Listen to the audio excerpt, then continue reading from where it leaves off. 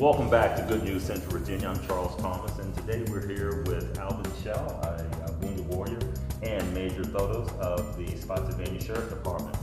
When we left, Alvin, we were talking about that transition period and how tough it was coming back. And you had mentioned that someone was quite honest with you in saying that they were nervous about bringing you into their environment, their work environment, for many different fears. And like you said, back in 2004, a lot of the things that we are aware of now, that we have a lot more knowledge of now, was still kind of new to us back in that time.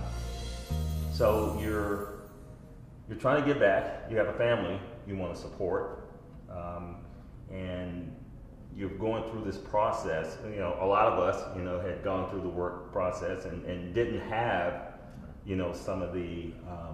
some of the things that went on with you. So you got hired, obviously. So walk us through that. What was that like?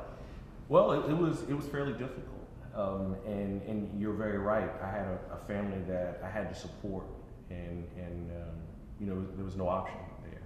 I just didn't know that there were organizations that were out there that were willing to support me.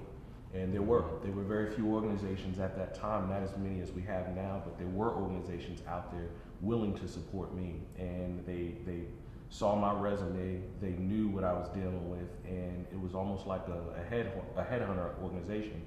They were shopping out my resume and pushed it to the Department of Homeland Security, and they just gave me a blind call.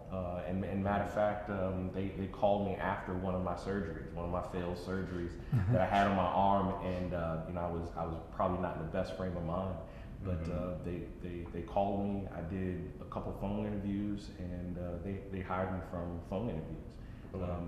And like I said, I was in a real depressed state at that point, because there was so many things that I couldn't do. And there was, I'm losing muscle groups, and there's just range of motion and vision and hearing and all the things that I had lost. But, as I said before, when they were the first ones that asked me what I could do, and I could concentrate on those things. So through organizations like the Warrior Program, Military One Source, a lot of other good organizations, Tempered Steel, we kind of collaborated on what I needed, what my goals were in life, and I was able, through organizations, to make it to Homeland Security. I never asked for a handout. I just kind of wanted a hand up, if you will. Sure. I just needed somebody to just give me an opportunity. And once I got that opportunity, I feel like I flourished. I feel like the best pill for a traumatic brain injury or post-traumatic stress disorder is a job.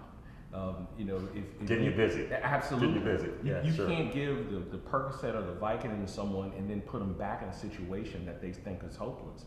You Right. can't send someone back to a family of 3 and 2 dogs and say you're going to be forced to retire, and say, oh yeah, and by the way, here's some pain pills, work it out. It just doesn't work that way. If you give a man the ability to provide for his family, that's the best resource. That is the best pill that you can give someone, and everything else follows with that. And so, like I said before, I was willing to do anything to support my family, and I'm just very thankful that there were organizations that were very willing to support me in that fight. And that's something that I've been doing since then. So there are great organizations out there. There are a lot more since 2004. And in my 18 months of transitioning, when I came out on the other side in about 2 years, I started to see some of those organizations out there that were willing to help me. But I think the Department of Homeland Security and other federal agencies and other state and local agencies that are just willing to help out.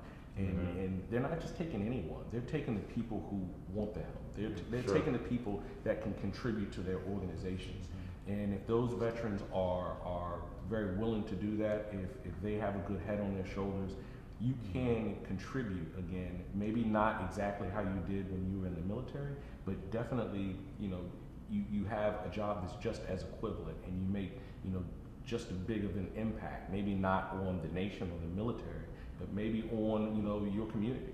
Sure. maybe on the state or some of the other places that you can provide services to. So that was just something that I had to learn over again, where I was going to contribute, where I was going to serve, and it just so happened that it was there, in the federal government. That's awesome. You not only are inspiring me, but Yeah, I'm sure you're inspiration to some other vets out there that may be in that first stages of struggling as you were. Don, we were talking a little bit off camera about the sheriff's department and how you guys are working with warriors. Now, Alvin is a great example of coming through the fire, literally. And coming back and being an active member of society, but not all. You're right. Not all cases turn out this well. No, unfortunately, they don't. I mean, and not taking anything from Alvin, he's worked very, very hard to get where he's at. Nothing was handed to him, like he said, but absolutely. In law enforcement, unfortunately, on our end, we're having to deal with people that are coming back from combat. People are being arrested.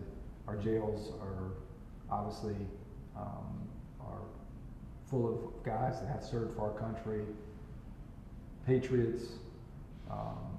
They need assistance. They need help, and that's what we're trying to do. We're trying to get them the resources to them.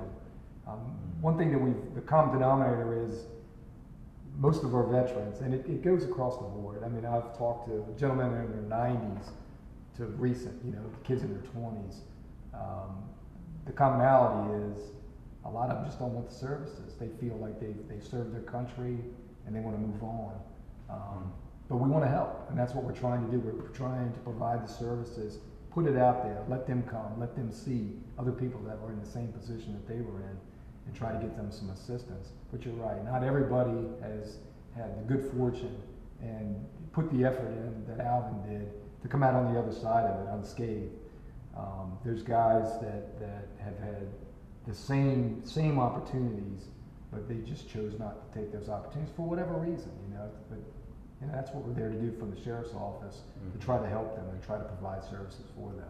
Great.